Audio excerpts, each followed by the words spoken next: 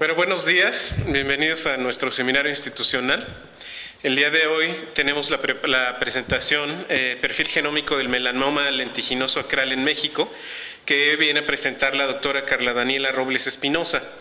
Ella es investigadora titular en el Laboratorio Internacional de Investigación sobre el Genoma Humano, el LIG, de la UNAM, que está en Juriquilla, en Querétaro, y es International Fellow en el Wellcome Sanger Institute en Cambridge, en el Reino Unido.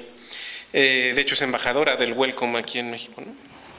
Estudió la licenciatura en Ciencias Genómicas en la UNAM y el doctorado en Ciencias Biológicas en la Universidad de Cambridge, en el Reino Unido, y su investigación se enfoca en la utilización de datos de secuenciación de genomas y transcriptomas a gran escala para investigar las mutaciones conductoras, factores de riesgo y posibles dianas terapéuticas de tipos de cáncer importantes en México y América Latina.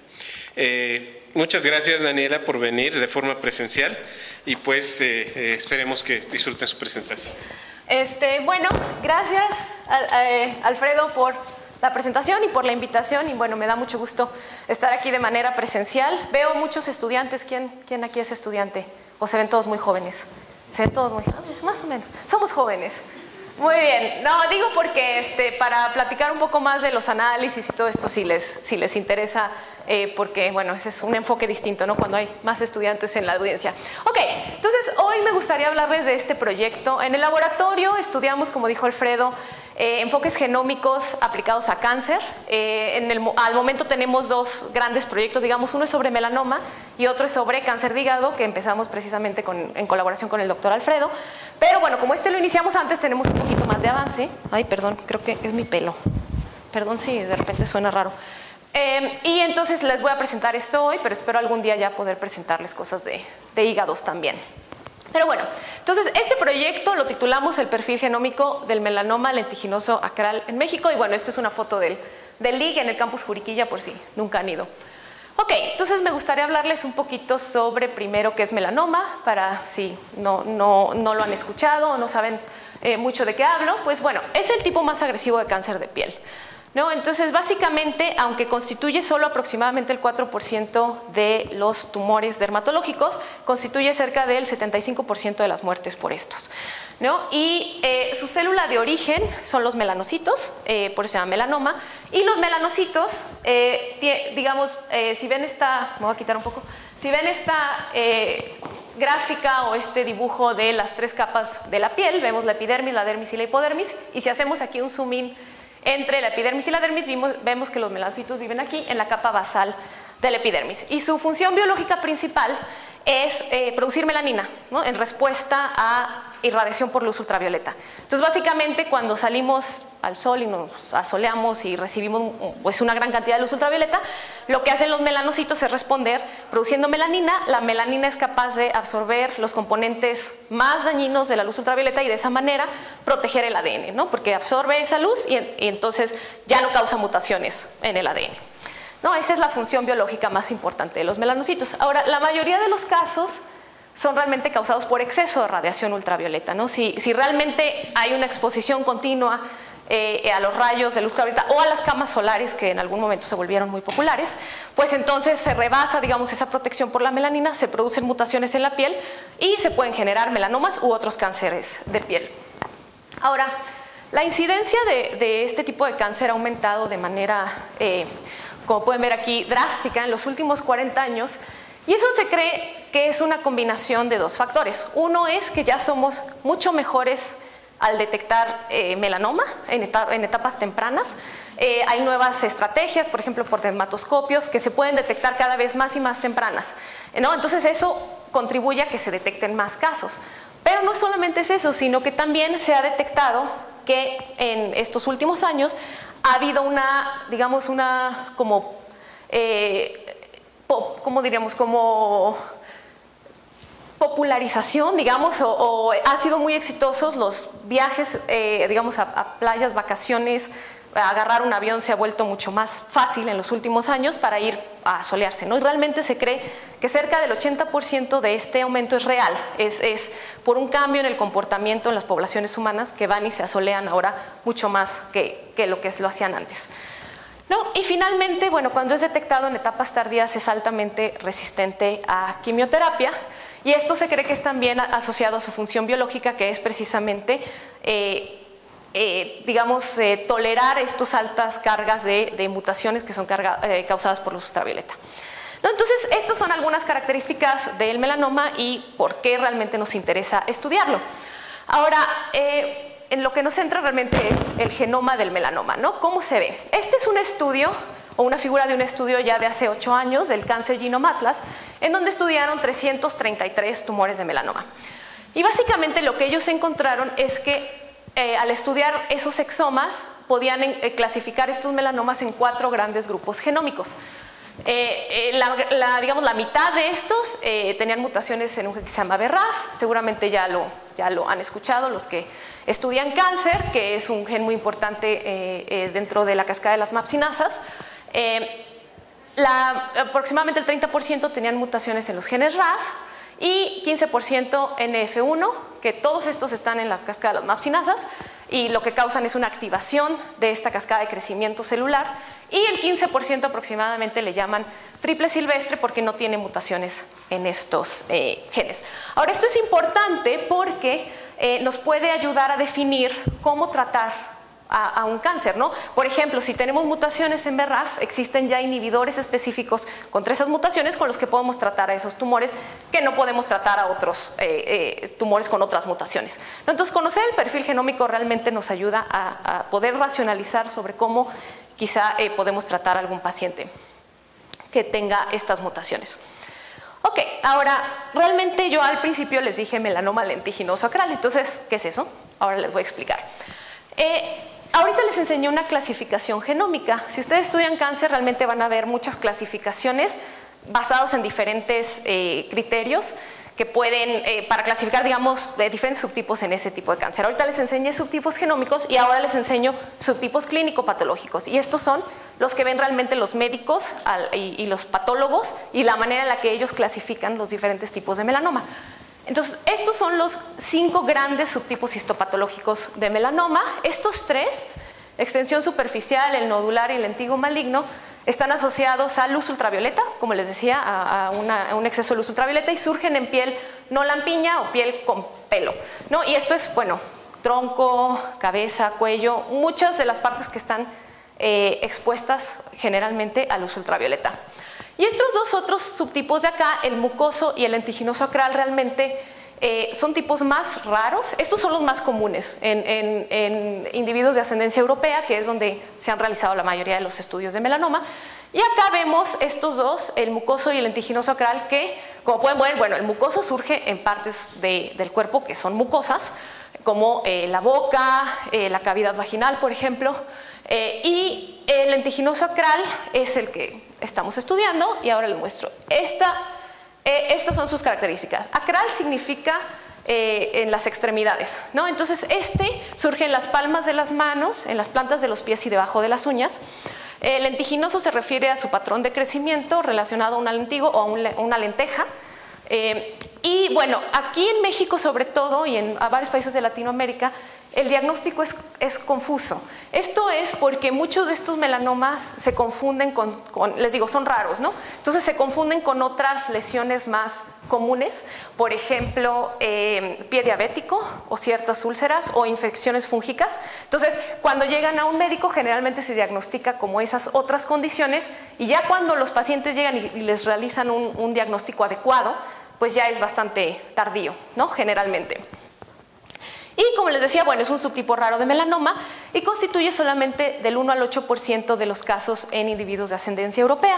Sin embargo, si vemos un mapa de la distribución de los subtipos de melanoma en diferentes países alrededor del mundo, aquí el lentiginoso acral se ve en color rojo.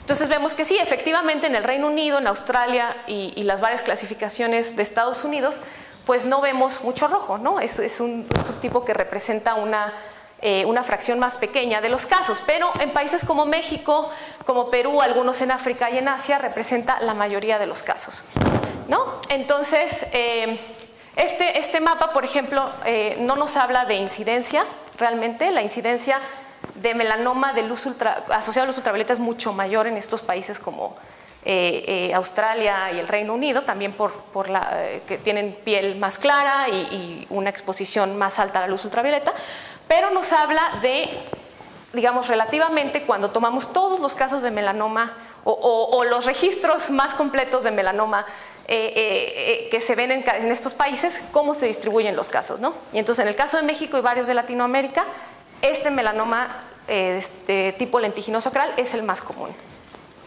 Ok, entonces por eso nos interesa también estudiar este subtipo de melanoma. Ahora, como se imaginarán, bueno, les acabo de enseñar que no es muy común en países donde tradicionalmente se lleva a cabo este tipo de investigación, entonces realmente falta mucho por saber. No ha sido estudiado al mismo nivel que otros tipos de melanoma. Por ejemplo, tiene una menor tasa de supervivencia específica, 5 de 10 años, que otros tipos de melanoma. Aquí ven una gráfica de supervivencia de melanoma acral en color amarillo y melanoma de las extremidades no acral, o sea, digamos en piel con pelo, pero las extremidades tiene una supervivencia más alta. También hay poca investigación, sus causas son desconocidas. Como les decía, no está asociado a luz ultravioleta. Y de hecho, algunos investigadores han hecho mapas de este tipo, donde ponen, por ejemplo, la planta del pie, la planta del pie y grafican dónde están esos tumores y siempre caen en las zonas de presión mecánica del pie, digamos, ¿no? Entonces, esto ha llevado a algunos autores a especular que la presión mecánica tiene algo que ver en la etiología de este tipo de cáncer, pero estas son observaciones, digamos, epidemiológicas, nada mecanístico ha sido establecido, entonces, al momento todavía sus causas no están definidas. ¿Se acuerdan que les mostré los conductores genómicos del melanoma, BRAF, NRAS, estos subtipos? Bueno, en algunos estudios con digamos, menos muestras, porque les digo, es más raro, se ha observado que ese no es el caso para este tipo de melanoma. De hecho, aquí ven, este es de un paper del 2017, pero ven aquí los BRAF, los RAS y los NF1 realmente constituyen menos de la mitad de estos melanomas, cuando en el melanoma cutáneo eran cerca del 85%, si se acuerdan de la otra gráfica. Entonces, existe una gran cantidad de estos melanomas cuyos conductores genómicos aún son desconocidos. Y finalmente, bueno, debido a todo esto y a la falta de conocimiento, hay una también falta de opciones terapéuticas, ya que no se conoce mucho sobre cuáles son sus conductores, qué los hace crecer, cuáles son sus causas, y esto lleva a que respondan, digamos, de peor manera a los tratamientos que se utilizan, digamos, de manera estándar en otros países, como la inmunoterapia. Estos pacientes responden a una menor tasa que otros melanomas. Ok, bueno, ya terminé de darles la introducción. Entonces, debido a todo esto, decidimos comenzar con este proyecto que le llamamos el proyecto genómico del melanoma lentiginoso acral en México, en colaboración con varias instituciones. Una de ellas es el INMEGEN a través del doctor Alfredo Hidalgo, también con el Instituto Nacional de Cancerología, de donde hemos obtenido muchas de las muestras en este estudio, y otras instituciones internacionales como el Instituto Nacional de Cáncer de Brasil y el Instituto Sanger en Inglaterra. Entonces, ahora les voy a empezar a mostrar datos y las cosas que hicimos, pero quisiera ponerles este anuncio de que estamos todavía investigando y haciendo análisis, entonces sí podrían cambiar estos resultados, digamos, más adelante, porque estamos, pues, apenas en el análisis de esto, ¿no? Entonces, nada más decir esto, que esto podría cambiar al momento en el que ya decidamos que ha terminado y lo vamos a publicar. Pero creemos que al menos la mayoría de estos análisis ya están cerca de ser la versión final. Ok, bueno, entonces los objetivos de este estudio o de este proyecto, primero es determinar el perfil genómico, ¿no? Incluyendo los genes conductores y las firmas mutacionales en pacientes mexicanos. También creemos que es muy importante enfocarnos en pacientes mexicanos y latinoamericanos, porque hay una gran falta, una subrepresentación muy grave de muestras de origen latino, de origen de ancestría mixta en los repositorios grandes, estos, por ejemplo, el Cáncer Genome Atlas, donde representan menos del 1%, en el PCOG, no sé si lo han visto, el Pan-Cancer Analysis of Whole Genomes, que son cerca de 2.700 muestras, y menos del 1% realmente son de ancestría llamada mixta. Entonces, creemos que ahí también es importante no solo contribuir con conocimiento de este tipo de cáncer, sino también en otras poblaciones como la nuestra, que no ha sido ampliamente estudiada. Y bueno, tratar de identificar posibles nuevos blancos terapéuticos también y determinar si existen factores de riesgo genéticos. Entonces les voy a hablar un poco de, realmente la gran mayoría de nuestros resultados están en el primer punto, entonces les voy a enseñar un poco de los análisis que hemos hecho para el punto 1 y luego nada más una pista de qué estamos haciendo en los otros 2 puntos. Ok, bueno, entonces, para los métodos, en el 2018 empezamos una colaboración con el INCAN y con el Hospital Regional de Alta Especialidad del Bajío en León para invitar a pacientes con este diagnóstico a que formaran parte del estudio. Como es un tipo de cáncer generalmente raro, de poco frecuente, lo que hicimos para iniciar es realmente cuando los pacientes iban a seguimiento, les preguntábamos, bueno, los médicos si querían participar en el estudio y si decían que sí, nos daban acceso a su muestra, digamos que ya estaba guardada en el instituto en parafina, y una muestra de saliva para obtener el genoma constitutivo y poderlo comparar. Entonces, comenzamos esta colaboración en 2018, hicimos una recolección de saliva y tejido tumoral, después una curación manual de información clínica de cada paciente, ya que había cerca de 110 covariables clínicas registradas y no sé si aquí haya bioinformáticos, pero muchas veces es algo complicado, digamos, cuando son 2 áreas diferentes y entonces nos daban mucho archivos, digamos, en Excel a mano y entonces muchas veces había pues errores ortográficos y entonces cuando tratábamos de consolidar la información tardaba mucho tiempo. Les digo esto porque si ustedes son bioinformáticos, el 90% del tiempo se la van a pasar limpiando datos y eso fue algo muy importante aquí. Entonces, Cristian Molina, que es investigador postdoctoral en nuestro grupo, se encargó de esto y en una colaboración muy estrecha con el doctor Alfredo Hidalgo y con Mireya Cisneros, que está en su grupo también, para ayudar a preparar estas muestras, ya que nosotros estamos en Querétaro y la logística era complicada. Y bueno, ya que esto está bien, entonces hacemos extracción de ADN y ARN de los bloques y de la saliva y hacemos secuenciación por exoma completo de muestras pareadas tumor normal y del genotipado, hacemos genotipado de la muestra de saliva. Ahorita ya logramos generar también genomas completos, apenas recibimos estos datos hace más o menos 2 semanas. Entonces, bueno, eso esperemos complemente estos análisis, pero bueno, eso todavía no se los puedo presentar porque no los hemos analizado. Ok, bueno, entonces al final, cuando cerramos esta parte de recolección, logramos juntar 128 muestras de 96 pacientes. Y aquí les muestro las características de esta cohorte. La mayoría de los casos fueron diagnosticados en 2017 con una mayoría de mujeres contra hombres. La mayoría de las muestras y de los pacientes provienen del centro del país, generalmente del Estado de México, de aquí de la Ciudad de México y de Hidalgo, quizá por su proximidad con el Instituto Nacional de Cancerología. Como les decía, la mayoría de las muestras vienen ya ulceradas, que es el peor factor prognóstico en esta población.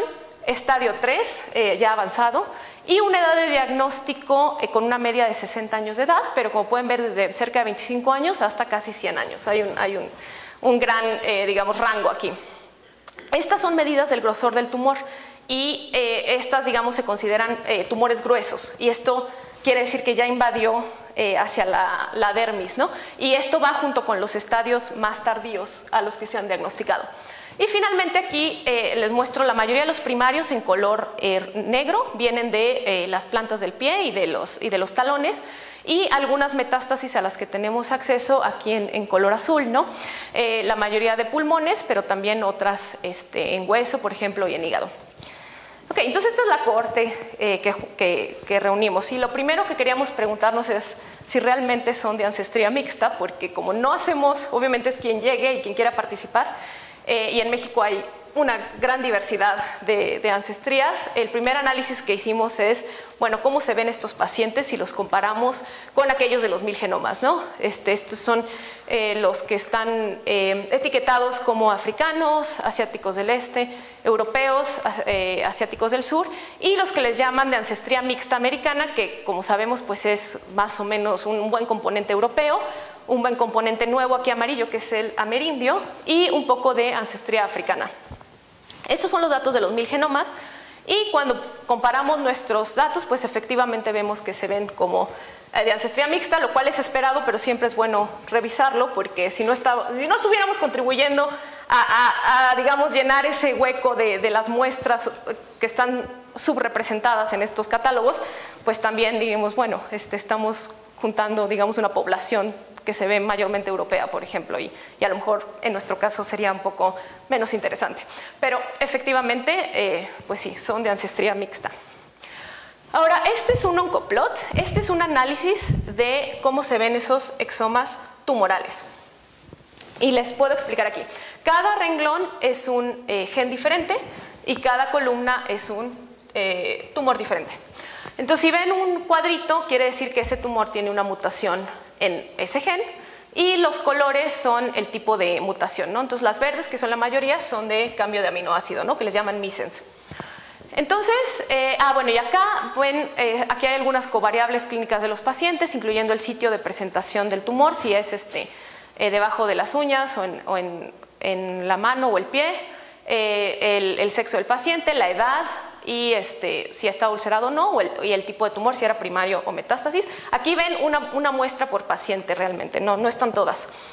Y bueno, lo primero que podemos ver es que efectivamente si vemos los genes RAS, RAF y NF1, que son los que les mencioné antes como genes mutados ya conocidos o clásicos, efectivamente menos del 50% de estos tumores tienen mutaciones ahí, cerca del 40%, y bueno, aquí les pongo nada más la vía de las MAP-cinasas para que vean otra vez dónde están estas mutaciones, ¿no? En F1, los genes RAS y gen RAF. Y lo que sí vemos es que KIT surge como uno de los genes con mayor número de mutaciones en este tipo de cáncer, específico melanoma. En otros melanomas KIT realmente no aparece realmente mutado. Aquí sí es el segundo gen más mutado en nuestra corte, y también participa, digamos, en la vía de las MAP-cinasas. Entonces, esto es interesante en el sentido de que, pues, perdón, es que tengo mucho pelo. Es interesante porque podemos ver que los mecanismos son los mismos, pero muchas veces, dependiendo del tipo de cáncer, lo que cambia son, digamos, los genes específicos, ¿no? Pero al final el efecto es el mismo, una activación de la vía de las MAP-cinasas. Ahora, esto se ve similar a lo que se ha hecho con algunas muestras en otras poblaciones. En Australia estudiaron 35 de estas muestras. En Estados Unidos hicieron una secuenciación dirigida de algunos pocos genes de 122 muestras, y vemos algo similar, digamos, pero en estas cohortes KIT parecía realmente ser uno de los genes no tan prominentes como los otros, ¿no? Y en esta población sí vemos, al menos en nuestra población, que es el segundo gen más mutado. Entonces vemos algo similar, pero algunas frecuencias que parecen ser distintas. Ahora, también hicimos un análisis de número de copias con exomas. Lo primero que queríamos ver es que estos realmente se pudiera hacer este análisis, porque con exomas y de parafina es complicado, los datos a veces están un poco más sucios, es más difícil hacer estos interpretaciones de cobertura. Pero aquí, bueno, ven en la parte superior nuestros datos, estos son todos los tumores juntos, digamos, es toda la cohorte, y aquí ven los cromosomas abajo, y si ven una fracción en azul, quiere decir, por ejemplo, aquí el 50% de las muestras tenían una ganancia en este fragmento del cromosoma 1, y igualmente pérdidas en el color amarillo. Y esta es nuestra corte, y acá un análisis ya de hace bastante, del 2005, también de un conjunto de aproximadamente 30 melanomas sacrales que se hicieron por supuesto no era secuenciación en ese entonces, era hibridización de genoma comparativo. Y podemos ver que al menos entre dos técnicas bastante diferentes, pues podemos ver ciertas similitudes, ¿no? en los perfiles, y eso nos hace creer que al menos estamos pudiendo hacer este análisis, ¿no? Es como un sanity check. Y viendo más de cerca qué genes se ven ahí en esos picos, pues vemos genes relacionados con crecimiento celular en las ganancias. Por ejemplo, aquí vemos KIT no solo mutado, sino también con ganancia de número de copias, las ciclinas por acá, un nuevo driver que se llama Crackle, y la telomerasa, que está activa en muchísimos de estos, bueno, de todos los tipos de cáncer. Y pérdidas de supresores de tumores que ya conocemos, como NF1 y CDKN. O sea, hay picos también en los que no sabemos cuál podría ser, si hay algún gen que esté realmente conduciendo, ¿no?, esa alteración. Como ven, aquí hay muchos picos que no hemos marcado y bueno, seguimos en observación. Muchas veces hay muchos genes en esos picos y si son uno o varios es algo que seguimos investigando. Ahora, si vemos estos números de copia, aquí ya lo ven por cromosoma, y si ven en rojo es una ganancia y en azul es una pérdida, y lo vemos, digamos, por tipo de mutación que tienen en los genes BRAF o en los genes KIT. Entonces vemos que realmente cuando tienen los tumores una mutación en BRAF o en NRAS, tienen un mucho menor número de estos cambios de número de copias, ¿no? Aquí están todos los demás, pero bueno, BRAF, KIT y NRAS, y esto a lo mejor nos habla de diferentes caminos hacia la tumorigénesis. Si obtienen estos tumores, digamos, de manera temprana, una mutación ya sea en BRAF o en NRAS, que son los primeros genes en la vía de las MAP-cinasas, quizá eso sea un potencial oncogénico más fuerte que si no tienen, digamos, esas mutaciones. Entonces es una hipótesis que estamos también persiguiendo, pero bueno, sí vemos cambios, diferencias en esos perfiles dependiendo del perfil mutacional. Si comparamos también estos números de copias, estos perfiles de número de copias por sitio del tumor, entonces vemos que los tumores de debajo de las uñas también tienen mucho mayor número de cambios, de estos cambios estructurales, que si están en las manos, en las manos o en los pies, y eso realmente, como les digo, está en observación, no sabemos qué podría significar, no sabemos si tiene algo que ver la interacción que podría hacer con luz ultravioleta. Algunos autores sugieren que como son uñas, podría ser que estos tumores sí tengan algo de irradiación ultravioleta. No lo hemos investigado todavía a detalle, pero bueno, no sabemos si algo que nos lleve a ver estas diferencias, pero bueno, es algo también que observamos cuando hacemos esta distinción. Y bueno, también otra covariable clínica que vemos asociada al tipo de tumor es la edad. Los pacientes que tienen mutaciones en NRAS parecen ser más jóvenes al momento del diagnóstico. Esto es interesante porque en melanoma cutáneo son los pacientes que tienen mutaciones en BRAF los que son más jóvenes al momento del diagnóstico. Entonces, tal vez también hable de diferentes caminos a la oncogénesis de estos diferentes tipos de melanoma y que a lo mejor NRAS realmente sea pues, el driver oncogénico más fuerte en este tipo de cáncer, ¿no? Pero bueno, es otra observación que no sabemos bien qué significa, pero también la observamos y es contrastante con lo que se observa en melanoma cutáneo. Ahora, hemos hecho, como pueden imaginarse, muchas otras correlaciones, en este caso son la carga mutacional contra diferentes correlaciones. En este caso no creemos ver nada significativo, pero es nada más para mostrarle que estamos tratando de evaluar qué otras covariables clínicas podrían asociarse con estas características genómicas. Ok, creo que ya terminé con genoma y ahora les voy a hablar un poquito de transcriptomas. Y perdón, no lo mencioné antes, pero todo lo de genoma es trabajo de Patricia Basurto, que es una estudiante de doctorado en nuestro grupo. Y ahora pasamos a transcriptomas y proteomas, que es trabajo de Steph Vázquez, otra estudiante de doctorado en nuestro grupo. Y bueno, en este caso, Steph hizo un clustering de la expresión génica de estos tumores, un clustering no supervisado, y vio lo que parecen ser tres grupos de muestras. Otra vez esto sigue en evaluación, pero creemos que hay un clúster de tumores que parecen estar asociados a estadios más tempranos, por ejemplo, con un grosor menos grueso, digamos, y no ulcerados también, y con un estadio también más temprano, y que tiene una alta expresión de genes involucrados en el desarrollo de la epidermis y del ectodermo, y otro grupo acá de tumores que parecen ser de estadios más tardíos y que tienen en general expresión de genes de biosíntesis de melanina.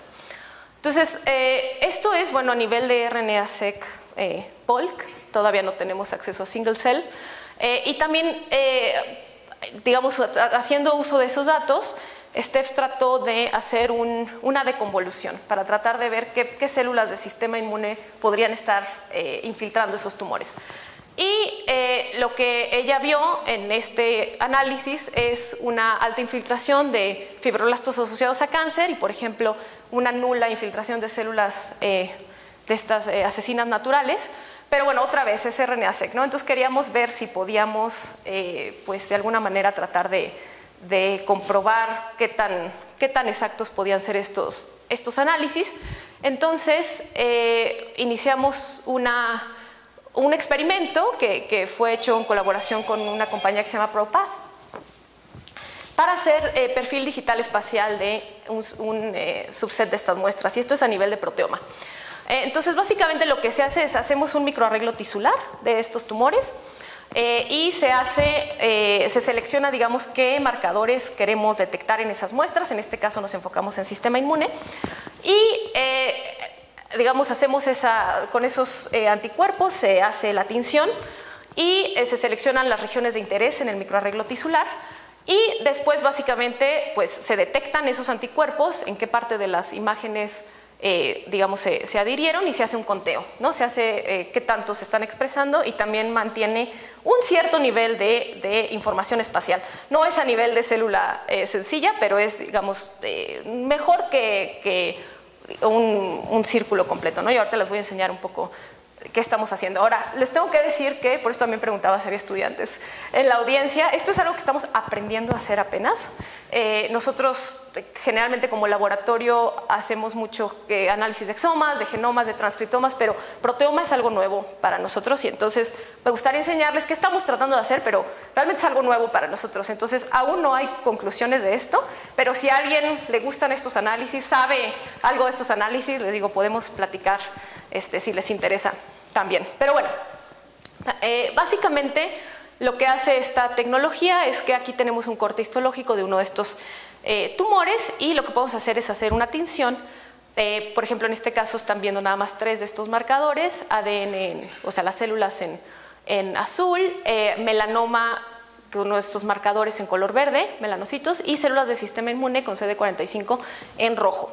No, claro que tenemos muchas más dimensiones que ahorita les voy a mostrar. Entonces, Steph lo que hizo fue, en este microarreglo tisular, marcó los tumores que digamos, podían maximizar una representación de diferentes estadios, diferentes sexos, diferentes, por ejemplo, estatus de ulceración, para tener una diversidad lo más completa posible de estos tumores. Y bueno, son los que están en rojo, no es nada más para que vean más o menos cuántos eran, pero bueno, así se ve un microarreglo tisular y aquí pueden ver, hay veces que hay varios por el mismo paciente, hay veces que para un solo paciente solo tenemos uno, entonces, bueno, es un set de datos, creemos, diverso. Ok, entonces, bueno, no se ve tanto aquí, bueno, solo los colores brillantes, pero bueno, así se ve, digamos, una imagen de estos sitios de interés, como lo ven aquí en las tinciones. Y al final lo que logramos evaluar son casi 70 muestras de estas, que le llaman cores, y escogimos varios sets de proteínas, incluyendo perfil de sistema inmune, objetivos de drogas, estatus de activación del sistema inmune y tipificación de células del sistema inmune para saber qué tipos de células están ahí. ¿No? Y básicamente, si hacemos un close-up de nada más unas de estas imágenes, podemos ver que hay algunos tumores en los que se ve una alta infiltración. Por ejemplo, aquí los melanomas son verdes y las células del sistema inmune son rojas. Entonces hay algunos cores de estos en los que se ven muy separadas estas poblaciones y otras en las que se ven más infiltradas, y ahora el reto pues es analizar esto y tratar de identificar, por ejemplo, en qué instancias realmente el sistema inmune reconoció al tumor. Existe, por ejemplo, algún perfil mutacional, alguna carga mutacional asociada a esos marcadores, que es exactamente lo que está tratando de hacer Steph ahorita, y hacer una correlación con lo detectado por la deconvolución de RNA-seq, ¿no? Realmente, si lo que vemos en proteínas se correlaciona con lo que habíamos identificado del RNA-seq. Y bueno, esto es nada más, como les decía, imágenes de lo que estamos tratando de hacer. Aquí también fue trabajo de Isabela Salinas, que fue una estudiante del MIT que recibimos por unos meses en nuestro laboratorio. Y básicamente aquí, así se ve esta imagen cuando la están analizando en R, ¿no? Y aquí ven la expresión de CD44, que es un marcador de células madre. Y aquí pues se ven los distintos niveles, ¿no? Las cuantificaciones de estos cores. Y cuando se hace la correlación con el RNA-seq, aquí les digo, solo tengo ahorita uno de estos correlaciones, aquí proteína contra RNA. Aquí se ve algo de correlación, pero creo que realmente cuando hagamos la correlación de todas las proteínas que tenemos con los RNAs no se va a ver tanto estas correlaciones. Eso es algo que apenas estamos investigando, pero bueno, es un ejemplo de lo que queremos ver, que tanto hay esa correlación. No esperamos una alta correlación. Y vemos aquí, por ejemplo, 3 diferentes marcadores, ¿no? Y podemos hacer correlaciones, por ejemplo, de la expresión, en este caso, por ejemplo, de CD44, este marcador de células madre, y CD8, un marcador pues, de los linfocitos T activos, y podríamos sobrelapar estas dos imágenes y decir, bueno, podemos identificar entonces cuando hay células T activas en estos tumores y cuando a lo mejor están más exhaustas. Y en este caso, estos son marcadores de las células asesinas, NK. Aquí se ve del mismo color, porque tal vez no alcanzan a ver esta escala, pero es mucho menor que estas. Y realmente es una poca expresión, ¿no? Que confirma que no hay mucha infiltración de estos células. Sé que podríamos mejorar mucho, obviamente, la visualización de esto, pero es algo que estamos todavía trabajando. No está tan sencillo, pero bueno, queremos decir que parece que confirma al menos las observaciones más claras de la deconvolución, este análisis. Y bueno, ahorita lo que están tratando de hacer Stefe e Isabela es cada uno de esos cores hacerlo todavía más fragmentado para entonces cuantificar por sector, ¿no? Y entonces obtener una resolución un poco más fina. Pero bueno, esto es algo que está todavía pues en análisis. Ok, entonces ya terminé con la parte más larga. Esto realmente es una parte más corta, pero me gustaría decirles un poco qué estamos haciendo para tratar de identificar posibles nuevos blancos terapéuticos. Y para esto nos asociamos con la investigadora Patricia Posic, que está en el Instituto Nacional de Cáncer de Brasil, para realizar un conjunto de senoinjertos derivados de pacientes. Esto quiere decir, tomamos el tumor después de la cirugía, o criopreservado en el mejor de los casos, y se inocula en un ratón. Y entonces se deja que evolucione en el ratón para, aquí les pongo, para poder hacer, por ejemplo, pruebas de fármacos. Idealmente podemos dejar evolucionar ese tumor, estudiar, por ejemplo, el perfil mutacional y decir, oh, creemos que va a responder a estos fármacos, y hacer el ensayo en el ratón. Podemos estudiar, por supuesto, la evolución tumoral y la heterogeneidad también con los pases en los diferentes ratones. Esta es la manera en la que se hace. Se hace una implantación de muestras. Cuando se tiene el tumor, se cortan diferentes fragmentos, se inocula de 2 a 5 animales por grupo, dependiendo del tamaño del tumor que llegue, y se deja crecer hasta este tamaño, que es los lineamientos que nos da el Consejo de Ética. Y cuando llegue a este tamaño, se extrae y se decide qué se hace, ¿no? Se puede hacer un pasaje a otro ratón para seguir observando la evolución de ese tumor. Se puede ir al banco de tumores para tenerlo ahí guardado para de largo tiempo, digamos, o se puede mandar a congelación para hacer estudios como de transcriptoma y de genoma, ¿no? Entonces, así empezamos esta colaboración con 90 pacientes de Brasil y de México, 103 muestras. Como les decía, se ven, son tumores muy avanzados. Aquí hay así algunas fotos. Y bueno, lo que se ve aquí es que aproximadamente la mitad de los tumores que se implantan realmente crecen, se forma un PDX en una mediana de 11 semanas y en un promedio de 18 semanas. Y bueno, las características tumorales de la cohorte hasta el momento son: la mayoría de los tumores vienen de las plantas de los pies, como les había dicho, es realmente el sitio de presentación más común. Son primarios la mayoría que se han implantado, y estadios 2 y 3, otra vez tardíos, como les mencionaba. Y aquí hay nada más unas gráficas de crecimiento tumoral. Por ejemplo, en estos dos tumores de la izquierda, vemos que el primero se implantó en 3 ratones, el siguiente en 5, y podemos ver que más o menos crece en los diferentes ratones más o menos al mismo tiempo, pero hay algunos tumores que no crecen, digamos, a la misma velocidad. Y esto puede ser por varias razones, puede ser problemas técnicos, puede ser que haya heterogeneidad en ese tumor y son diferentes tipos celulares que se implantaron. Entonces esa es otra cosa que estamos estudiando. Estos tumores que no crecieron realmente son similares o en qué difieren de los que sí crecieron, ¿no? Y algo que hemos observado hasta el momento es que estos modelos PDX son capaces de hacer metástasis y interesantemente hacen metástasis a los mismos órganos casi siempre que los que hizo en el paciente. Y la manera es que, bueno, se deja crecer el tumor en el ratón, después del periodo de crecimiento se analizan los diferentes tejidos y se hacen distintas tinciones para identificar las células humanas en los ratones y los melanocitos.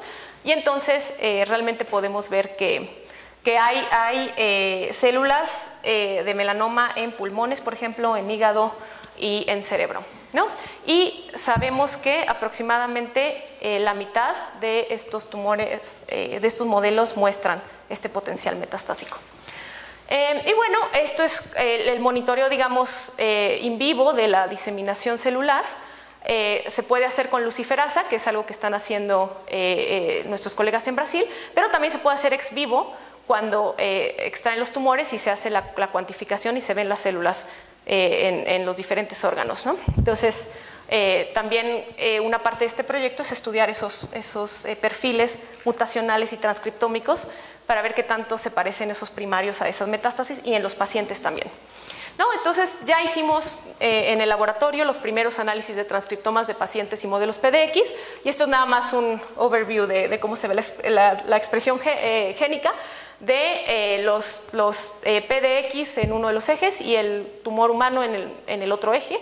Y bueno, se ve generalmente una alta correlación de los perfiles transcriptómicos de gen por gen, ¿no? Entonces creemos que hay muchos genes que conservan su expresión y bueno, hay otros interesantes que cambian.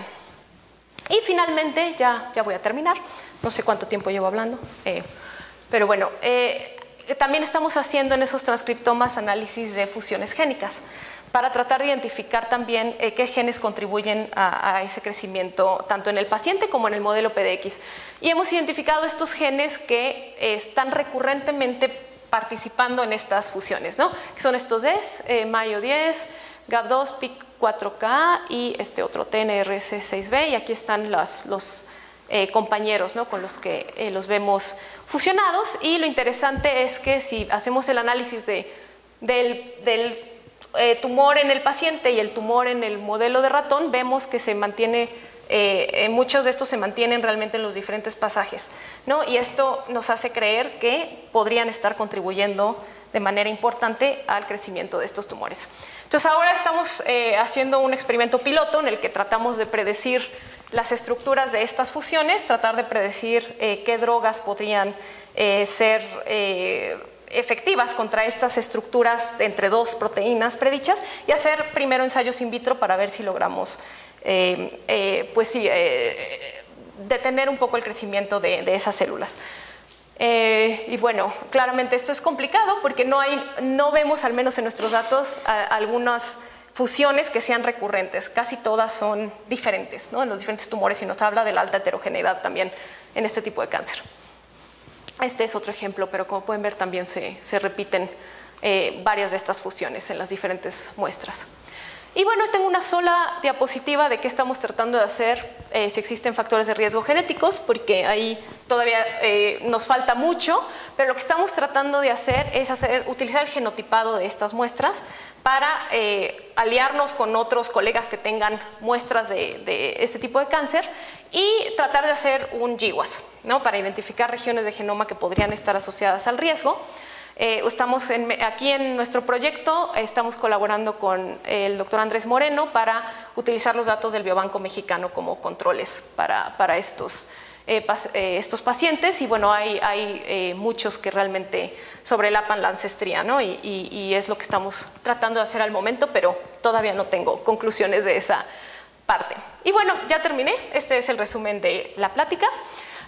Hoy les platiqué que el melanoma lentiginoso acral es el subtipo de melanoma más común en México y en otros países en América Latina, en Asia y en África, que sus causas, no sabemos si son genéticas o si son ambientales, aún son desconocidas y por esto existe una falta de opciones terapéuticas para estos pacientes.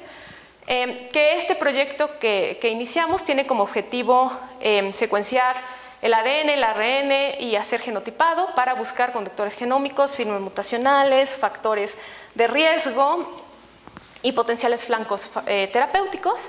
Y bueno, algunas conclusiones hasta el momento es que menos del 50% de los tumores de melanoma de pacientes mexicanos tienen estas mutaciones en los genes clásicos, que en una proporción de los tumores se ve ganancia de oncogenes conocidos, así como pérdida de supresores de tumores, y hay muchas otras regiones que todavía no sabemos cuál es el conductor, que parecen estar caracterizados por este microambiente inmunosupresivo, pero estamos todavía investigando eso, y que la creación de los modelos tumorales, estos modelos PDX, esperemos nos permita evaluar la asociación del perfil somático de estos tumores con la respuesta a fármacos.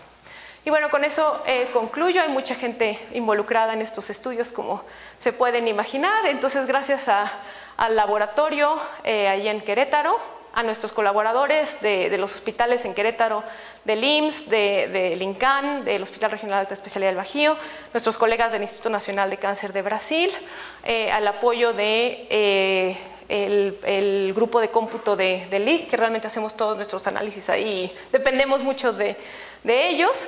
A nuestros colegas de la Universidad de Leeds, que están realmente apoyando mucho con toda la parte del GWAS que queremos hacer, a nuestros colaboradores del Instituto Sanger, al personal del LIG y bueno, por supuesto a Alfredo y a Mireya por todo su apoyo con el procesamiento de estas muestras, y a nuestros patrocinadores para hacer este trabajo. Y bueno, ya he terminado y recibiré preguntas con mucho gusto. Gracias.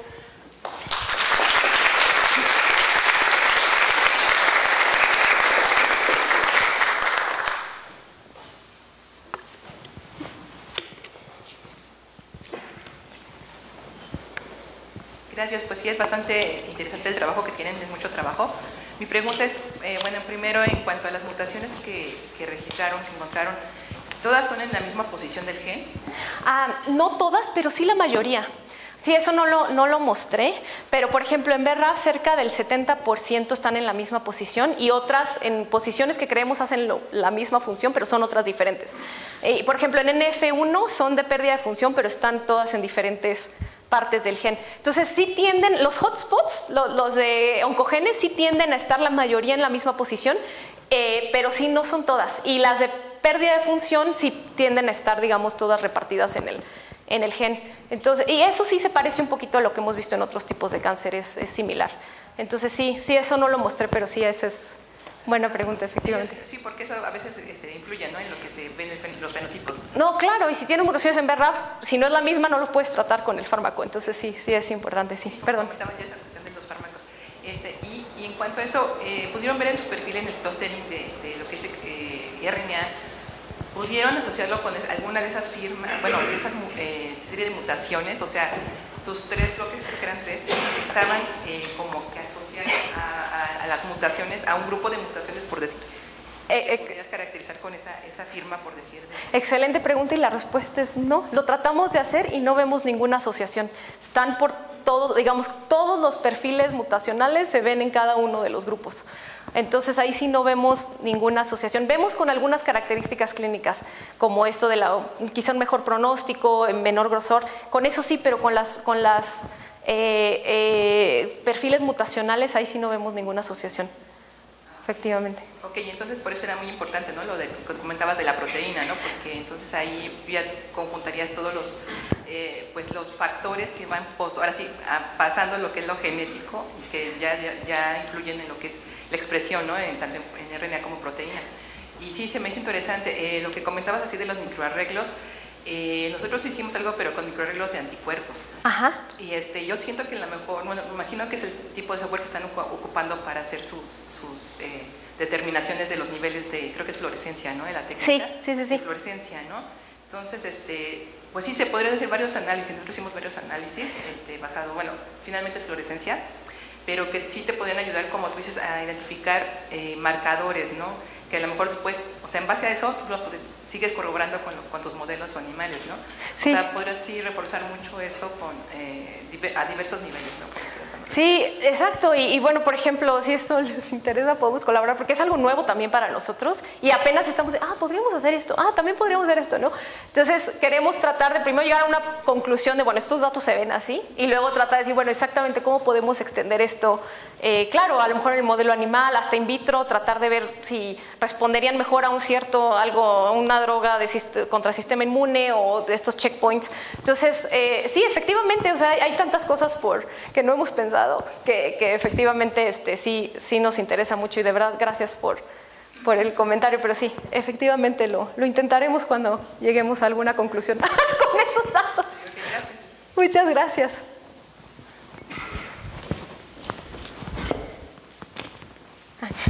Bueno, ahorita.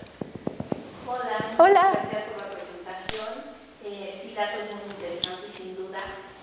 Me pregunto en relación a tu N, ¿en cuánto tiempo lograron colectar este número? El que presenté para las 128 muestras, fueron aproximadamente 3 años. 3 años, pero previo al 2017, porque estoy pensando en si existe alguna relación entre las mutaciones que ustedes encontraron y los perfiles de expresión con la sobrevida de los pacientes que no estuvieran explicados por el grado de evolución con el que llegaron las muestras. Sí, no, es una excelente pregunta y estamos todavía, siguiendo, no tenemos los datos completos de mortalidad de esos pacientes todavía. Tenemos algunos datos nada más que indican si es pronóstico favorable o no, pero no digamos el resultado del paciente. Y sí es muy importante, es algo que queremos hablar con nuestros colegas del INCAN, porque sí, honestamente no tengo una respuesta, pero es algo que sí, definitivamente tenemos que hacer. Y sí, es una cohorte relativamente reciente, o sea, se juntó de 2018 a 2021 más o menos. Entonces muchos pacientes no han tenido tanto seguimiento todavía, entonces sí no tenemos los datos completos, pero es algo que esperamos, claro, poder hacer. No sé si respondí a la pregunta, pero sí, es algo que no tenemos los datos todavía y honestamente yo debo aceptar que tenemos que comunicarnos también mejor con ellos, a ver si ya tienen una versión más completa de esta base de datos, pero sí es, digamos, relativamente reciente y no tenemos los datos completos todavía, pero sí, esperamos poder hacer eso efectivamente en algún momento. Y otra pregunta es en relación a la tasa de mutaciones. ¿La tasa de mutaciones que ustedes encontraron en este tipo de melanoma difiere mucho de los otros tipos? Sí. Y si hubo alguna mutación o algo que fuera más prevalente aquí en relación a lo que se ha reportado en otras. Sí, es muy diferente, de hecho. Son muy pocas. De hecho, no presenté nada, si se dieron cuenta, de firmas mutacionales porque no hemos podido realizar ese análisis. Se puede hacer, hay diferentes maneras, pero es complicado porque hay muy pocas mutaciones puntuales en este grupo de melanomas. En los melanomas cutáneos es el tipo de cáncer más mutado de todos por las mutaciones causadas por luz ultravioleta. Dominan completamente el panorama, ¿no? Y en estos no, en estos hay muy pocas mutaciones y muchas variantes estructurales del genoma, muchos cambios de número de copias. Entonces, en esa parte sí difiere muchísimo de otros tipos de melanoma. Y la mutación que vemos, es similar, pero sí la vemos en más frecuencia, es esta de KIT, que nosotros la vemos, digamos, casi a la par del gen más mutado, y otras cohortes lo han visto, digamos, el cuarto, quinto gen más mutado. No sabemos si es solamente muestreo, que podría ser, pero luego sí hay reportes de algunos estudios en los que cierta mutación se favorece por el ambiente, el ambiente en el que viven los pacientes u otro, no sé si algo genético. Es algo que tenemos que investigar, no sé si es solo muestreo o tiene algo que ver, pero sí yo diría que para esa respuesta sería tal vez el gen KIT, es el que nos y las fusiones, pero las fusiones son diferentes en cada tumor, ¿no? No vemos algo como específico que diga, esta es la fusión que hace crecer, realmente se ven muchas diferentes. Entonces ahí sí creo que cada quien encontraría su propio set, ¿no? Pero sí, a lo mejor el gen KIT podría ser interesante, quizá. Pero aún eso de las fusiones génicas no es común en este tipo de melanomas, ¿verdad? Y ustedes, aunque no se repitan, sí están encontrando muchas. No muchas, de hecho no se ven tantas. no vemos muchas fusiones. No mostré, honestamente no me acuerdo cuántas son, pero no son así que está dominado por fusiones, no, realmente no. Pero todas se ven diferentes, digamos, ¿no? Las que mostré son las que hay un gen que se repite entre diferentes, no es siempre el mismo compañero, pero digamos que tienen uno que se repite. Y esos a lo mejor podrían ser interesantes porque se ven en más de un tumor, pero aún así es una frecuencia muy baja. Entonces ahí sí no sabemos si hay demasiada heterogeneidad. Como son muchos cambios estructurales, también se forman quizá muchos diferentes de estas fusiones, y sí, ahí sí no hemos visto nada recurrente. Y no vemos tantas, pero también son muy diferentes las que vemos. Entonces, sí, muchas gracias. Padrísimo, Dani, como siempre. Oye, respecto a tu experimento de proteómica, Ajá. Dos preguntas. Tiene que ver con que en el agua estamos montando algoritmos para estudiar transcriptómica espacial y creo que algunas de las ideas... Sí, se deben de poder aplicar. Ay, perdón, es que me emocioné. Sí. No, justo eso. Dos cosas. ¿Cómo está la resolución espacial de tus spots comparado con lo que uno tiene en Spatial? Y cómo eligen las proteínas. Supongo que tienen un subconjunto de proteínas normalmente pequeños, desafortunadamente. Sí. ¿Son random o son dirigidas a ciertas vías metabólicas o vías de señalización? Ajá. Para pensar en qué clase de análisis uno puede hacer, porque creo que aunque nos mostraste poquito, seguro hay un montón de información ahí guardada. Sí, espero de hecho poder minarla, porque que lo podamos minar en grupo, porque como les decía otra vez, me gusta mostrarlo para, exacto, hacer nuevas colaboraciones y hablar de esto porque es nuevo, ¿no? Para nosotros. Y efectivamente yo creo que debe haber mucha información ahí que podemos extraer. La resolución no es muy buena. Sí es mejor que, o sea, tenemos el core es muy pequeño. La verdad es que no me acuerdo ahorita, es menos de 1 milímetro, y ese core, que es un circulito, lo podemos partir en estos cuadritos que les mostré. Déjenme, les muestro otra vez, aquí lo tengo, perdón. Que es la resolución mayor a la que hemos logrado llegar. Ahora, esta estudiante, estos cuadritos. Esta estudiante, Estefanía, se va el lunes justo a una estancia a donde hacen este tipo de análisis en un grupo en Alemania, donde esperemos aprenda más cosas de cómo analizar este tipo de datos, pero si la resolución, le digo, no es tan mala de que, o sea, sea una cuantificación y ya del core, pero tampoco llega definitivamente a los niveles de... 5 y 20 micras. Yo creo que estos son más grandes, desafortunadamente, pero bueno, tampoco... Hay que ver cuántos, quizá promediando. Y de las vías son casi todas células de sistema inmune. Prácticamente todos los paneles que tenían de sistema inmune los elegimos para este experimento, para tratar de identificar microambiente. Aquí tengo los paneles que escogimos. Immune Cell Profiling, bueno, algunos de Drug Target, pero Immune Cell Activation y también Cell Typing. Entonces tiene muchos marcadores para células T, si están activas o no, células B, células NK, básicamente células madre, un montón de cosas relacionadas al sistema inmune y su activación. Está enfocado en eso, no tenemos casi ninguno de otros. ¿Es fluorescencia sobre anticuerpos? Sí, así es. Entonces sí, hay datos, solo estamos aprendiendo a analizarlos apenas. Al ratito. Sí, perfecto. Órale. Muchas gracias. Hola. Ya está. Hola. Acá. Sí, hola. Vale, yo soy Jaime Llanes. Mucho gusto. Primero, muchas felicidades. Me da la impresión de que es un trabajo muy ambicioso y además pionero en México en este tipo de cáncer, por lo tanto, todo el mundo. Gracias. Fíjate que tengo la inquietud cuando mencionaste acerca del que tienes prácticamente dos tipos de tumores, unos que sí se reproducen cuando los cultivas y otros que no. Así es. En los ratones, ¿verdad? Sí. Sabemos que los cánceres pues, tienen una característica importante cuando pueden hacer metástasis o no. Y una de ellas es que el reto más importante es el estrés oxidativo que tienen que enfrentar las células cancerosas. Primero para salir del tumor, luego para llegar a torrente sanguíneo, y el torrente sanguíneo es el doble de estrés. Sí, entonces se sabe que muchos pacientes, por ejemplo,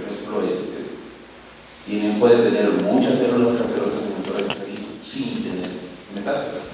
Y muy poquitas células pueden tener metástasis. Sí. Ajá.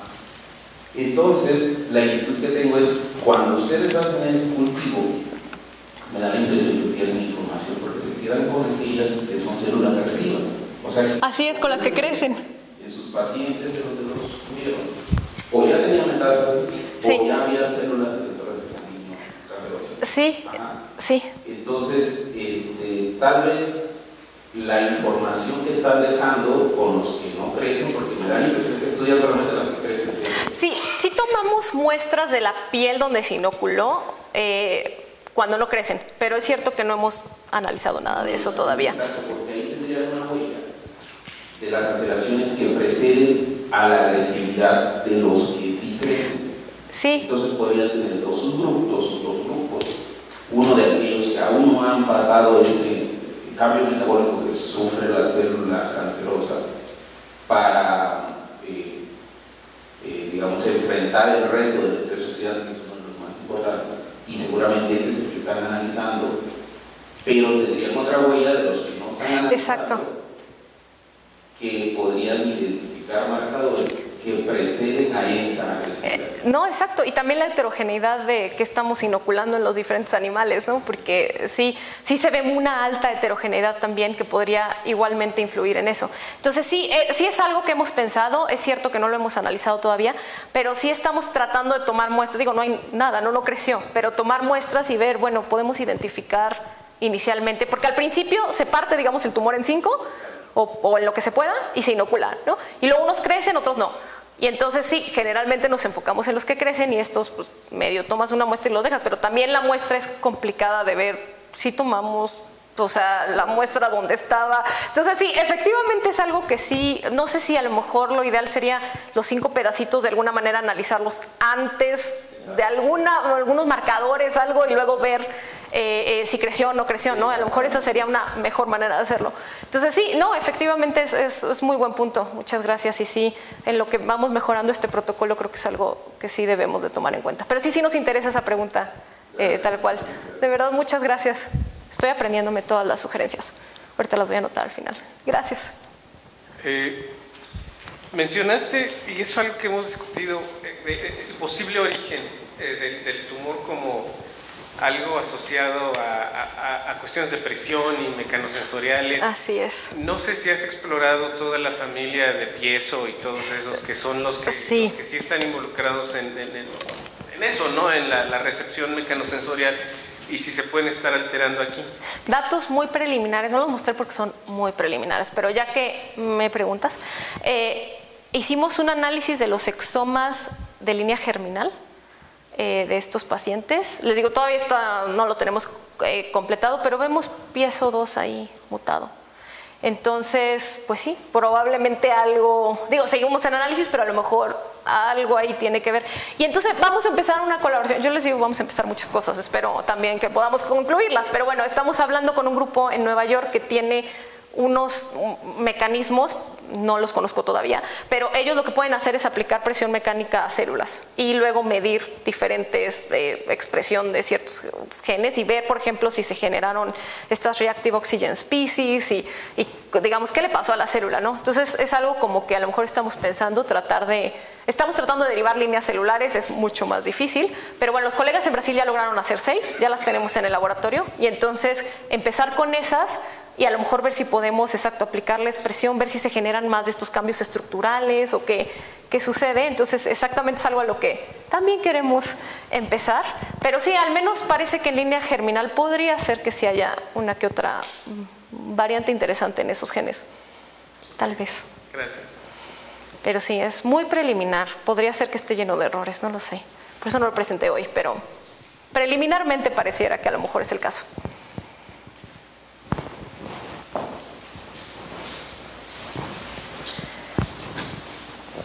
Hola. Hola. Hola. ¿Me escuchan? Sí, bueno, yo sí te escucho. Mi pregunta es sobre la integración entre tus datos de genoma y tus datos de transcriptoma. ¿Las variantes que tienes en tu catálogo a partir de genoma aparecen en tus transcriptomas y aparecen en todos los transcritos o hay una proporción? ¿Te refieres como a si las variantes, o sea, las mutaciones genómicas en qué transcritos se expresan? Es una muy buena pregunta, la verdad es que no hemos hecho ese análisis. A lo mejor para los genes que ya son, digamos, clásicos, básicamente por literatura sabemos lo que esperamos, no hemos hecho el análisis, pero esos sabemos, digamos, cuál es la isoforma dominante y esto, pero honestamente no lo hemos hecho. La única integración que hemos hecho fue la que preguntó usted, perdón, no caché su nombre, pero básicamente era sobre, así, ¿no? Nora. Nora preguntó sobre si los subtipos de transcriptoma y de genoma sobrelapaban, y bueno, la respuesta es no. Pero si no es un buen punto, ¿no? En el transcriptoma, si se ven las variantes expresadas, es algo que efectivamente no hemos hecho, es buena pregunta. Sí, porque el llamado de variantes es muy tajante, o sea, el genotipo te lo quedas al final 0, 1, 1, y dices, bueno, el tumor presenta la variante heterocigoto u homocigoto. Pero mi duda es, y tú tienes los datos, a nivel de transcriptoma se tiene que volver heterogéneo, ¿no? Por el tumor, o no. ¿O todo el tumor expresa transcritos con la variante? No, es cierto. También puedes tener la mutación es un ejemplo, en los melanocitos, y al momento en que también haces esa RNA, pues tienes ahí un montón de células, ¿no? Y entonces no todas van a expresar, pues sí, esa mutación, ¿no? Y lo que hicimos no fue con transcriptoma, pero hicimos un análisis de la fracción alélica de estas mutaciones, entonces digamos de todo, tú secuencias pues, el conjunto de todo el tumor y en cuánta fracción aparecen estas mutaciones, ¿no? Y efectivamente las BRAF y las más como clonales, pues 50%, digamos, o sea, ni siquiera las ves en todas las lecturas, ¿no? Y eso puede hablar de, claro, de heterogeneidad y de otras células que están infiltrando. Entonces, sí, es muy buena pregunta y ese análisis no lo hemos hecho. No, porque ¿qué tal que desarrollas un fármaco contra eso y se te escapa el 20% que no expresa eso? Sí, y luego vuelve a crecer. Es el gran problema de la resistencia, ¿no? Efectivamente. Mucho pasa eso, ¿no? Que encuentran la mutación, hace esto, digamos, decrece el tumor, el volumen, y está en este estado de minimal residual disease y luego crece otra vez, ¿no? Y ese es efectivamente porque no lograste captar a todas las células, ¿no? Entonces sí, ese es un gran problema que es, digamos, en el área de farmacogenómica, supongo, del cáncer en general, no solo en melanoma, en muchos. Sí, eso es. Últimas, perdón por acaparar. No, está bien. Alpha-Missense, y que Alpha-Missense te da su opinión sobre la patología. Eso es nuevo, sí, no lo hemos todavía corrido, pero justo acabo de ver que existe. Hemos corrido otros algoritmos, pero ese apenas lo vi. Entonces, sí, no lo hemos corrido, pero tenemos otros, por ejemplo, SIFT, Polyphen, Condel, hay varios que tratamos de hacer un consenso, ¿no? de las predicciones, pero sí, no salió como la semana pasada o algo así. Sí, lo acabo de ver, entonces sí es algo que también queremos saber si coincide o si es muy diferente a cómo hacer pruebas, ¿no? Pero sí es algo que hemos tratado de incorporar al menos con otros programas. Pero sí, también es muy importante para la priorización de estas mutaciones, hacer esas predicciones, efectivamente. Gracias. Muchas gracias. Hola. Muchas gracias por el seminario, me pareció extraordinariamente planteado. Muchas gracias. Muy bueno. Y felicidades en especial por esta parte, por esta capacidad de establecer planes, colaboraciones que no se ven seguido. Y se nota pues el tipo de resultados que están teniendo. Yo quería preguntar si en la pesquisa de estas características han encontrado una conexión con la respuesta inmunológica, es decir, de qué manera el tumor se relaciona con el sistema inmunológico, dado que sabemos que específicamente para este tipo de cáncer, el melanoma es el mejor tratamiento que hay disponible en el momento. Sí. La estimulación. ¿Cómo son estos tumores ustedes? Sí, no, efectivamente, sí es el mejor tratamiento que existe, pero aún así es un poco controversial la literatura porque yo, bueno, cuando he leído estos reportes, más o menos la mitad dicen, responden más o menos igual que melanomas cutáneos. Y otros reportes dicen, no responden al mismo grado, no responden mucho menos a estas terapias. Inhibidores de PD1, por ejemplo, no responden bien. Yo no sé todavía qué creer porque veo reportes pues que son, no están de acuerdo, ¿no? En los resultados. Pero no hay muchos estudios del sistema inmune en estos tumores, por eso queremos meternos a estudiarlo a varios niveles, pero los estudios que hay sí hablan de que no hay son tumores fríos, digamos, no hay mucha infiltración de células del sistema inmune en estos tumores, y a lo mejor por eso esos son los tumores que no responden, digamos, también, ¿no?, a esos inhibidores, a esos tratamientos. Queremos hacer, cuando logremos hacer nuestro análisis de proteoma, como ahí sí vamos a tener si hay infiltración del sistema inmune o no, si son tumores fríos o calientes, ahí sí podríamos tratar de relacionar eso con las características al menos pronósticas que tenemos al momento de los pacientes, y si ya ha pasado un poco más de tiempo, ver si ya tenemos resultados, bueno, o datos de los resultados del paciente, ¿no? Y tratar de, pues sí, correlacionar un poco eso, ¿no? Si hay más infiltración, tienes un mejor pronóstico de qué tipo de células. Entonces, creo que sí, efectivamente hay una correlación, como en otros tipos de cáncer, de que estos tumores en su mayoría son fríos y tienen una pobre respuesta, parece ser, a estos fármacos, pero todavía no hemos podido verlo en nuestros datos. Creo que tenemos los datos para hacerlo, pero bueno, todavía estamos aprendiendo a analizarlos. Pero efectivamente es algo a lo que queremos llegar. Si podemos encontrar predictores, ya sea genómicos o transcriptómicos, que pudieran hacer esa correlación con lo que vemos a proteoma y características clínicas. Muchas gracias. Yo de nuevo, porque la pregunta de Israel me dio curiosidad. ¿Qué tan profundos están tus exomas y tus genomas secuenciados? 80 por. 80, buenísimo. Pues sí, más o menos. ¿Por qué no puede hacer splice mapping para contestar eso? Yo creo que sí podemos hacer eso, solo no lo hemos hecho. Pero sí. Porque además, para esta historia de pasar de mutaciones a posibles blancos farmacológicos, saber exactamente cuál es el transcripto, la isoforma, hacia dónde va, creo que hacer el splice mapping en esas, y con 80, pero yo estaba pensando que si tenían más de 50, pero si estás en 80 por, sí, debe poderse hacer splice mapping. Yo también creo que es posible, una nueva idea para un nuevo estudiante. Muchas gracias, sí, nuevas ideas que... sí, bueno, ahorita lo voy a anotar para que no se me vaya a olvidar. Hola, ¿qué tal? Buenos días. Hola, buenos días. Muy bonito trabajo, muy extenso, mucho trabajo. Algún día habrá conclusiones.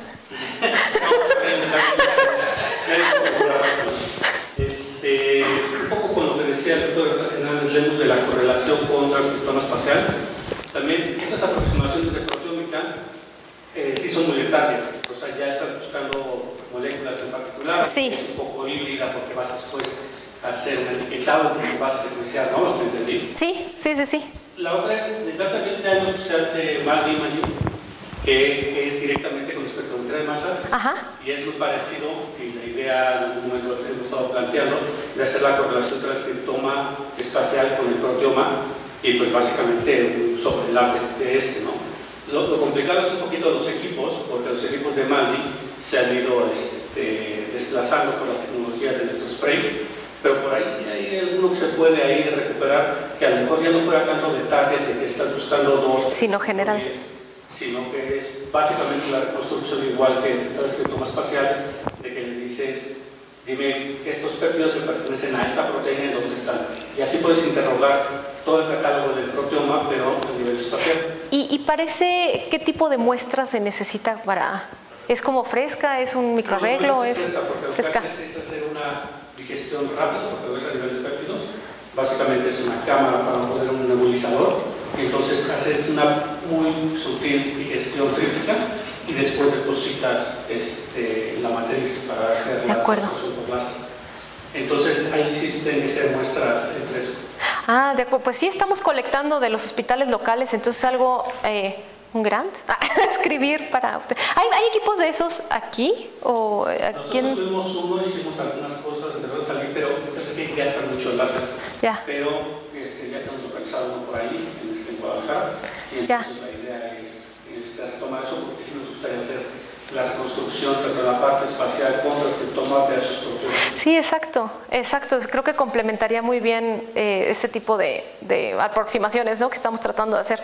Entonces sí, eso es muy interesante. Honestamente no lo tenía en cuenta, no conozco, sé lo que es como en concepto, pero no tengo idea, como les decía, ni el tipo de muestra ni nada, pero es algo, sí, que podríamos considerar como en un proyecto para escribirlo y pedir dinero. Eso es lo que me la paso haciendo, pidiendo dinero a todos lados. Entonces sí, no, pues muchas gracias, sí, efectivamente creo que podría. Sí, porque aquí son cerca de 70 marcadores nada más. Entonces sí estamos perdiendo, puro sistema inmune, y estamos perdiendo muchos datos que podríamos tener. Entonces sí, muchas gracias.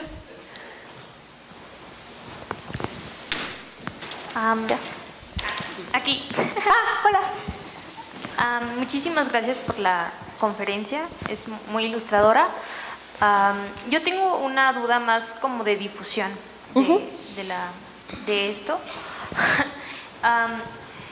Tomando en cuenta que estos son como resultados preliminares y tomando en cuenta la muestra y también la supervivencia de la muestra, ¿hay algún plan como para de atención a los pacientes que donaron como sus muestras para el análisis, en retribuirles con información?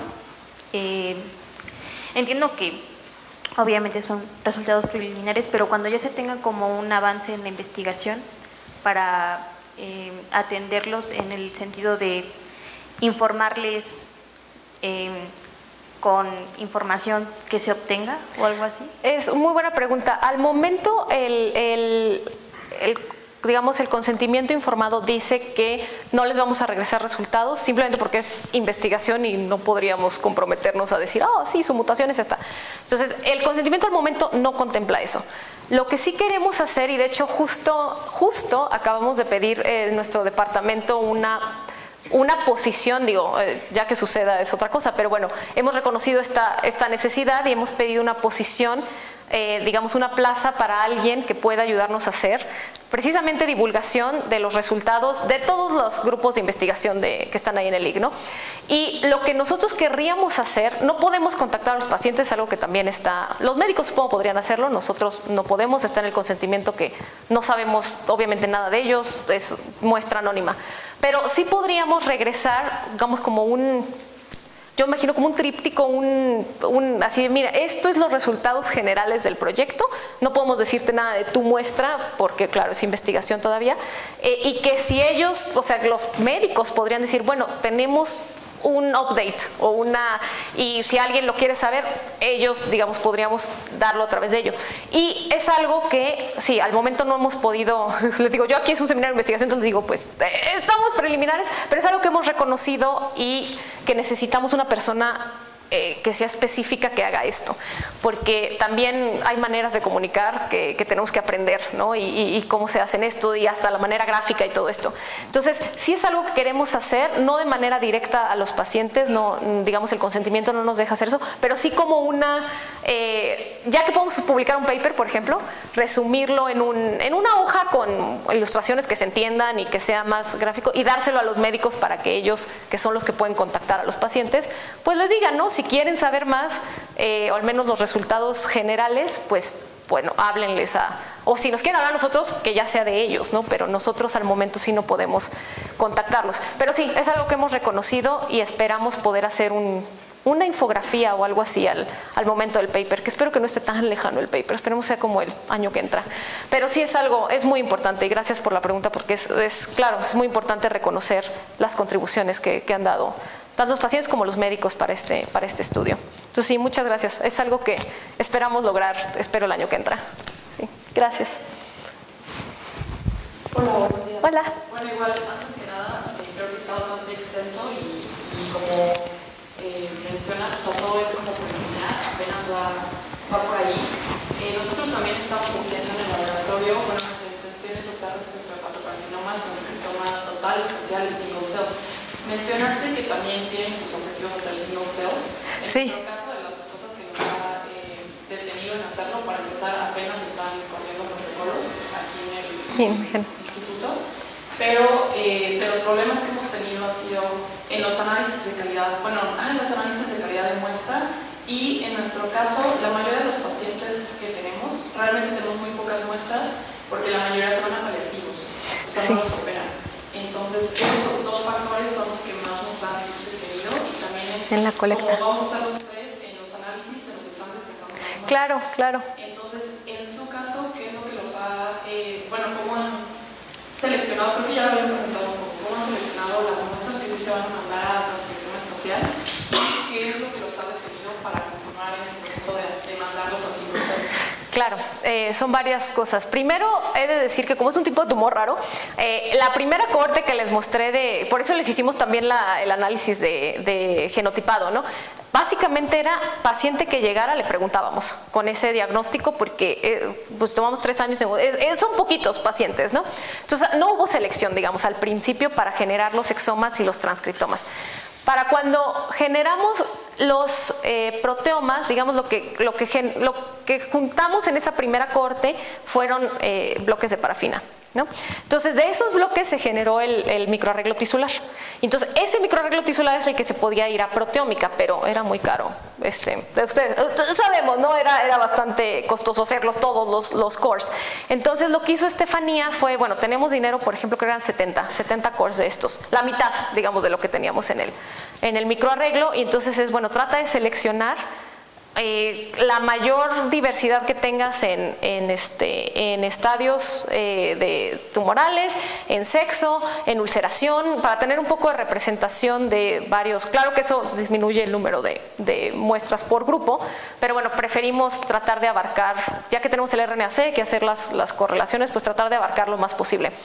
Y sí, la verdad es que hemos usado muestras, en ese caso sí, proteoma, transcriptoma y exoma han venido del mismo grupo de muestras, pero porque partimos de la parafina, ¿no? Entonces un pedacito se fue al microarreglo y de ahí se puede hacer la proteómica, y luego de otro extrajimos con el kit que es doble RNA y DNA, hacemos el punch y de ahí sale, ¿no? Pero es cierto que, por ejemplo, ya no hay muestra, por ejemplo, los ratones, bueno, no se puede la parafina, pero aún así en los ratones, o sea, guardas así para hacer genoma y transcriptoma y se te acaba la muestra, ¿no? Entonces han sido sets de muestras distintos. Al final, uno sí podemos hacerlo sobrelapado y otra parte ya es otro set de datos diferente.